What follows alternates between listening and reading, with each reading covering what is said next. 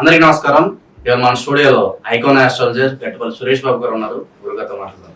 గురుగారు నమస్కారం. జై శ్రీమన్నారాయణ. గురుగారు, శరన్నవరాత్రులు రాబోతున్నాయి. మరి శరన్నవరాత్రులు ఎప్పటి నుంచి మొదలవుతున్నాయి, అలాగే ఎప్పుడు ఎండ్ అవబోతున్నాయి, అలాగే 9 రోజులు అమ్మవారు ఎలాంటి అలంకారాల్లో దర్శనం అవబోతున్నారు, అలాగే ఏ వృత్తుల్లో ఉన్నవారు ఏ రోజు అమ్మవారికి పూజ చేసుకుంటే మంచిదంటారు?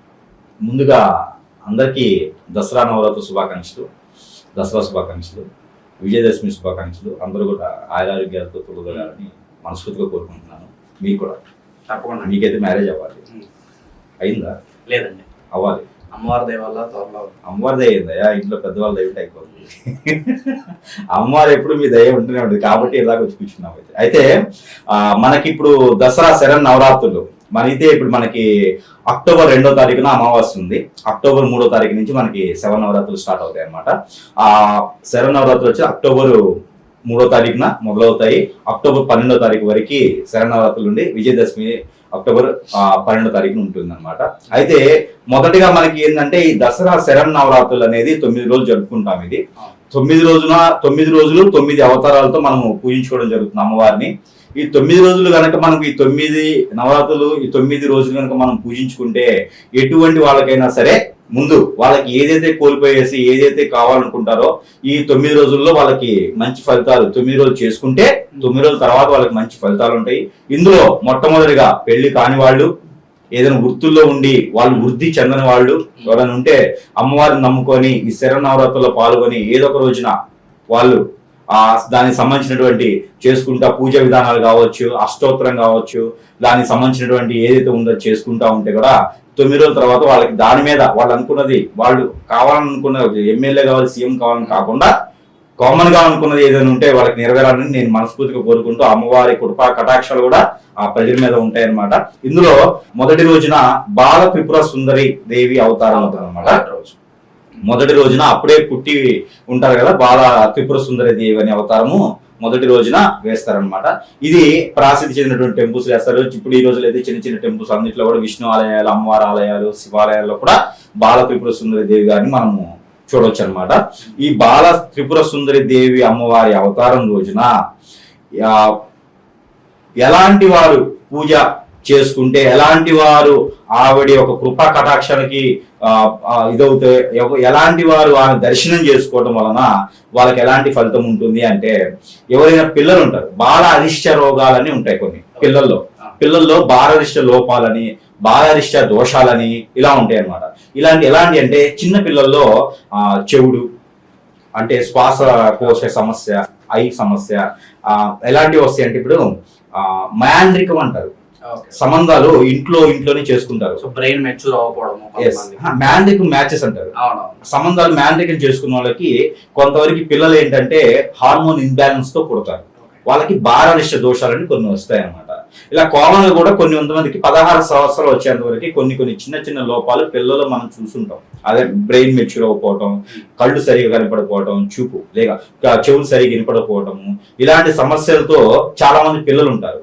ఈ పిల్లలకు కనుక ఈ యొక్క నవరాత్రుల్లో మొదటి రోజున బాల త్రిపుర సుందరి దేవి అవతారం రోజున వీళ్ళని కూర్చోబెట్టేసిన ఆ బాల త్రిపుర సుందరి దేవి అవతారం వీళ్ళకి వేసి పూజ చేసుకోవడం ద్వారా రేగి పళ్ళు దొరుకుతాయి. ఈ సీజన్ లో రేగి పళ్ళు అభిషేకం చేయడం ద్వారా వీళ్ళకి అమ్మవారికి సంబంధించినటువంటి గోతనామాలతో కావచ్చు, ఈ పిల్లలకు సంబంధించిన అమ్మవారి పాదాల వద్దకి పెట్టేసి ఆ ప్రసాద నైవేద్యాలు పెట్టేసుకొని ఇంట్లో అయినా పూజించుకోవచ్చు అనమాట. బాల త్రిపుర సుందరి దేవి అవతారం రోజున ఈ పిల్లలందరికీ తీసుకెళ్లేసి గుడిలో తీర్థ ప్రసాదాలు ఇప్పించేసి గోతనామాలు చెప్పించేసి ఆ గుడిలో ఆ అమ్మవారి దర్శనం చేపిస్తే గనక త్వరగా వీళ్ళు ఈ బాలరిష్ట దోషాలని 16 సంవత్సరాల పాటు ఉండేటువంటివి ఏవైతే ఉన్నాయో ఇవి అతి త్వరగా తగ్గిపోయేసి వీళ్ళు మంచి నడవడికతో ఉండేటువంటి అదృష్టం అయితే ఆ రోజు ఉంటుందన్నమాట. అందుకని ప్రతి ఒక్కరు కూడా ఎలాంటి లోపం లేకపోయినప్పటికీ కూడా పిల్లలు అందరూ కూడా బాల త్రిపుర సుందరి దేవి అవతారం రోజున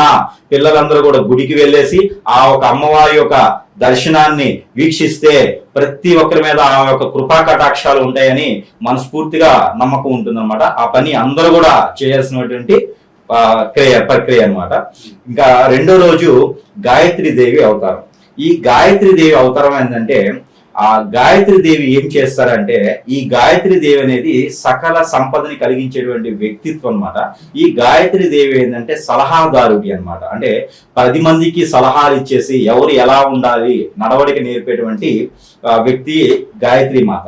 ఈ గాయత్రి మాతని ఎవరు పూజించాలి అంటే పొలిటీషియన్స్, సెలబ్రిటీలు, ఎక్కువగా ప్రజల కోసం శ్రమపడేటువంటి వ్యక్తులు ఎవరైతే ఉన్నారో వీళ్ళు గనక ఈ గాయత్రి దేవి అవతారం రోజున అక్కడ పూజా విధానం కానివ్వండి, అక్కడ పూజలో పాల్గొనడం కానివ్వండి, గాయత్రి హోమం కానివ్వండి ఆ రోజు చేయిస్తే గనక, చండీ హోమం, గాయత్రి హోమం గనక ఆ రోజు చేయిస్తే గనక వాళ్ళకి అతిథులుగా సంపద అనేది తులతోవడం జరుగుతుంది. పార్టీలో కావచ్చు, ఏదైనా వాళ్ళు అనుకున్నటువంటి ఏ సంస్థలైనా 10 మందికి సరిపడా శ్రమ చేసేటువంటి సంస్థలు ఎందులో ఉన్నా కూడా, ఎలాంటి ఎన్జిఓస్ కూడాను ఈ యొక్క గాయత్రి దేవి రోజు, గాయత్రి అవతారం రోజున వీళ్ళు పూజించుకోవడం ద్వారా మంచి ఫలితాలు వీళ్ళు పొందేటువంటి అవకాశం ఎక్కువ కనిపిస్తా ఉంది. వీళ్ళు ఏమి చేయలేకపోయినా కూడా ఆ గాయత్రి మాత ఉన్నటువంటి టెంపుల్లోకి వెళ్ళి దర్శనం చేసుకున్నా కూడా వీళ్ళకి ఆ ఒక ప్రతిఫలం అనేది ఉంటుందన్నమాట. ఇలాంటి వాళ్ళు గాయత్రి మాత అవతారం రోజున వెళ్ళి దర్శనం చేసుకుంటే మంచి ఫలితం ఉంటుంది. అలానే అన్నపూర్ణ దేవి అవతారం 3వ రోజున ఉంటుంది. 3వ రోజున అన్నపూర్ణ దేవి అవతారం వేస్తారు. అన్నపూర్ణ దేవి అవతారం ఎవరు వేస్తారా అంటే, ఈ మనకి ఆ అన్నపూర్ణ దేవికి ఎవరు కోల్చుకోవాలి అంటే, మనకి ఇప్పుడు క్యాటరింగ్ చేసేవాళ్ళు కానివ్వండి, ఫుడ్ కు సంబంధించిన వాళ్ళు కానివ్వండి, రైతులు కూడా ఇప్పుడు భూమి పండించేస్తారు కదండి, ఇప్పుడు శనగ వేస్తారు రైతులు, మనకి గోధుమ కానివ్వండి, ఇలా రైతులు ఎవరైతే ఉన్నారో అన్నం, ఆహారం, దానికి రైతులు కన్నా కూడా మనకి జనానికి పెట్టాలని ఒక ఎన్జిఓస్ ఉంటారు, చాలా మంది అనాథాశ్రమాలు వీళ్ళు ఉంటారు. వీళ్ళందరూ కూడా అన్నపూర్ణ దేవికి కొలవడం ద్వారా వాళ్ళకి ఎప్పుడు కూడా సంపద తగ్గకుండా, ఎక్కడైతే వాళ్ళ మనసు మంచి భావంతో వాళ్ళు ప్రజలకి అన్నదానం చేస్తారో వాళ్ళందరూ కూడా మళ్ళీ సమకూర్చడానికి అన్నపూర్ణ దేవి అవతారంతో వాళ్ళకి మంచి ఇది ఉంటుందన్నమాట. మంచి మంచి ఎన్జిఓస్ వీళ్ళంతా కూడా ఈ అన్నపూర్ణ దేవి అవతారానికి వాళ్ళు పూజించుకోవడం ద్వారా వాళ్ళకి మంచి జరుగుతుంది అన్నమాట. అలాగే తర్వాత లలిత త్రిపుర సుందరి దేవి అవతారం, ఆ 4వ అవతారం అన్నమాట. 4వ రోజున లలిత త్రిపుర సుందరి దేవి అవతారం. ఇక్కడ ఏంటంటే మనకి మీడియా వాళ్ళు కానివ్వండి, సెలబ్రిటీస్ కానివ్వండి, కళారంగాల వాళ్ళు కానివ్వండి, ఆ రోజున గనక వాళ్ళు పూజించుకుంటే, లలిత త్రిపుర సుందరి దేవి అవతారానికి గనక దండం పెట్టుకొని నమస్కారం చేసుకొని గోతనమ చదువుకొని ఆ రోజు గనక హోమాలు చేస్తారు, త్రిపుర సుందరి యాగమని చేస్తారు. ఆ రోజు చదువుకుంటే ఆ మంచి ఫలితం అనేది ఉంటుందన్నమాట. తర్వాత వచ్చేసి చండీ అవతారం. చండీ అవతారం వచ్చేసి 6వ రోజున చండీ అవతారం ఉంటుంది. ఈ చండీ అవతారం రోజున ఎవరైనా సరే కొత్తగా వ్యాపారం చేయాలి అనుకున్న వాళ్ళు, లేదా ఆల్రెడీ వ్యాపారం చేసేటువంటి బిజినెస్ పీపుల్ ఎవరైతే ఉన్నారో, వ్యాపారం చేసేటువంటి వృద్ధి అవ్వడానికి, వ్యాపారం చేయాలనుకున్నటువంటి ఆలోచన ఉన్న వాళ్ళు ఆ రోజున కనుక పూజించుకొని ఆ చండీ హోమం అని కూడా ఉంటుంది అనమాట. ఆ రోజు కనుక చండీ హోమం కూడా చేపించుకుంటే మంచి ఆయుర ఆరోగ్యాలు, ఆ ధనధాన్యాలు కూడా వాళ్ళ ఇంట తొలతూగేటువంటి అదృష్టం వాళ్ళకు ఉన్నది. అలానే 7వ అవతారం లక్ష్మీ అవతారం. లక్ష్మీ అవతారం అంటే ఇంక అందరూ తెలిసిన విషయం ఉంటుంది. ఎక్కువ పూజ చేస్తూ ఉంటారు. లక్ష్మీదేవి గవ్వలు పెట్టేసి పూజ చేస్తూ ఉంటారు, సాలగ్రాములు పెట్టేసి పూజ చేస్తూ ఉంటారు, ఏకనారి పెట్టేసి పూజ చేస్తూ ఉంటారు అన్నమాట. ఆ లక్ష్మీదేవి పూజ చేసుకోవడం, లక్ష్మీ గవ్వలతో పూజ చేసుకోవడం, ఆ రోజున లక్ష్మీదేవికి జమ్మి చెట్టు నుంచి తీసుకొచ్చిన ఆకుతో పూజ చేయడం, ఇలా చేస్తూ ఉంటే కూడా లక్ష్మీదేవి కృపా కటాక్షాలు ఆ ఒక చేసిన వాళ్ళ మీద అందరి మీద ఉండేదానికి ఆస్కారం ఉంటుంది. అలానే కొత్తగా ఇల్లు కట్టుకోవాలనుకున్నా, ఇంట్లో ఏదైనా అశాంతి ఉన్నా కూడా లక్ష్మీదేవి అవతారం రోజున పూజ చేసుకోవడం వలన, ఆ రోజు దైవారాధనకి వెళ్ళేసి దేవుని గుళ్ళో పూజ చేసుకోవడం వల్ల కూడా వాళ్ళకి మంచి జరిగేటువంటి అదృష్టం అయితే ఉంటుందన్నమాట. ఆ తర్వాత వచ్చేసి సరస్వతి దేవి అవతారం. ఈ సరస్వతి దేవి అవతారం రోజున పిల్లలు ఎవరైనా చదువులు కానీ తక్కువ ఉన్నా, పెద్దవాళ్ళైనా సరే ఏదైనా ఎడ్యుకేషన్ పరంగా కానీ, లాయర్స్ కావచ్చు, జాబులు, ఎవరు డాక్టర్స్ కావచ్చు, ఎవరు కూడా మనం మేధాశక్తి అంటే ఎవ్రీడే అడ్వాన్స్ అవ్వాలి. మన మేధాశక్తి ఎప్పుడు కూడా అడ్వాన్స్ అవుతూనే ఉండాలి. ఇలా అవ్వాలనుకున్న ప్రతి ఒక్కరు కూడా ఎప్పుడు మనం చదువుకుంటూనే ఉంటాం. ఎంత తెలిసినా కూడా మనకి తెలిసిన తక్కువే ఉంటుంది, ఇంకా తెలుసుకోవాల్సింది ఎక్కువ ఉంటుంది. వీళ్ళందరూ కూడా సరస్వతి దేవి అవతారం రోజున అందరూ వెళ్ళేసి మోటీలు అంటే గుంజిళ్ళు తీయాలి. అక్కడ అమ్మవారి దగ్గర గుంజిళ్ళు ఒక 108 గుంజిళ్ళు చేతనైతే, లేకపోతే ఒక 21 గుంజిళ్ళు అయినా సరే తీస్తే వీళ్ళ తప్పుదాయాలు ఏమైనా తప్పు రాతలు కానీ, తప్పు పరీక్షలు కానీ తప్పుగా చేస్తుంటే అవి క్షమించేసి మళ్ళీ వీళ్ళకి జ్ఞానం ప్రసాదిస్తుంది. జ్ఞాన సరస్వతి దేవి అంటారు. అందుకోసమే ఈ జ్ఞానం ప్రసాదించడానికి సరస్వతి అమ్మవారి దగ్గరికి వెళ్ళి పూజ చేసుకోవడం, ఆమె తీర్థ ప్రసాదం, ఆ రోజు తులసి తీర్థం ఇస్తారు. ఈ తులసి తీర్థం తీసుకోవడం కానీ చేస్తే వీళ్ళకి జ్ఞానం అనేది వచ్చేసి, పిల్లల్లో ఆ రోజున అక్షరాభ్యాసం చేస్తారు. చాలా మంది కూడా సరస్వతి అమ్మవారి దగ్గర అక్షరాభ్యాసం చేస్తారు. ఆ రోజున అమ్మవారి టెంపుల్స్ లో అక్షరాభ్యాసం చేయించుకుంటే కూడా మంచిది. ఆల్రెడీ చేసి ఉన్న వాళ్ళకు కూడా ఆ రోజు చేయించుకుంటే, చదువుకునే పిల్లలు కూడా ఆ రోజు చేయించుకోవడం వలన మంచి జరుగుతుంది. పిల్లలు ఉన్నత స్థాయికి శిఖరానికి వెళ్ళేదానికి అవకాశం ఉంటుంది, ఏది చదువుకునే దాంట్లో. ఇది మంచి చెప్పుకోవాల్సినటువంటి విషయము.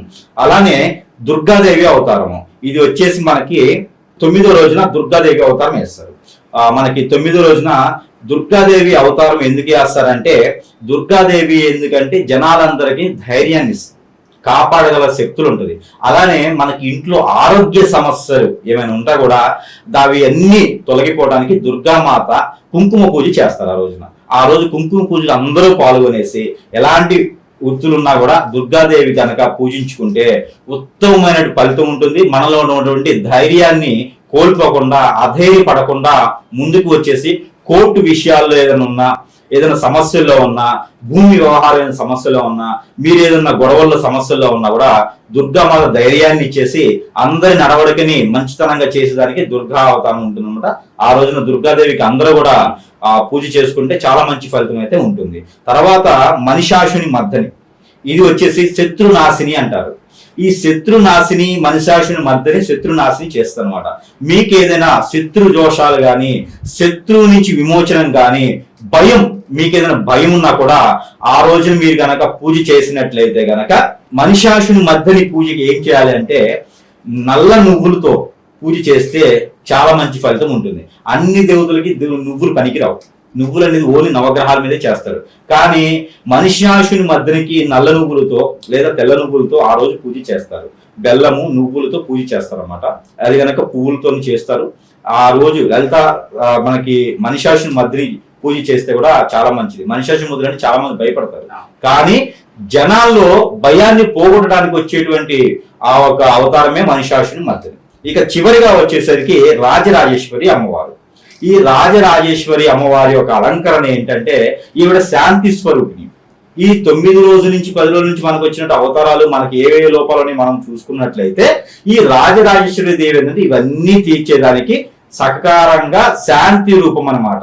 ఈ రాజరాజేశ్వరి దేవి ఏంటంటే, మనం శాంతంగా ఉన్నటువంటి వాళ్ళకి ఆవిడ ఉండేసి ఇప్పుడు మనం కోరుకున్న కోరికలన్నీ తీర్చేదానికి వచ్చేటువంటి అమ్మవారి అవతారమే రాజరాజేశ్వరి దేవి చివరి అవతారంగా మిగిలిపోయి శాంతి రూపంగా ఉంటదన్నమాట.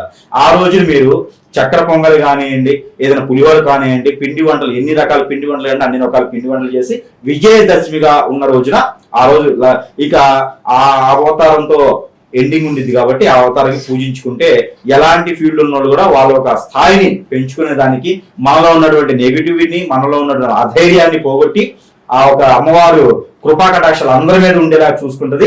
ఈ అమ్మవారికి పూజించుకోవడం వల్ల మంచి జరుగుతుంది అనమాట. ఇది అమ్మవారి యొక్క రూపం. అమ్మవారి యొక్క అవతారాలు ఏ వాళ్ళు ఏ పూజలు చేయాలనే దానికి ఇట్లా ఉంటుంది. 9 రోజులు 9 అవతారాల గురించి, అలాగే ఏ వృత్తిలో ఉన్నవారు ఏ రోజు పూజ చేసుకుంటే మంచిది అనే అంశాన్ని చాలా బాగా వివరించారు సురేష్ గారు. నమస్కారం.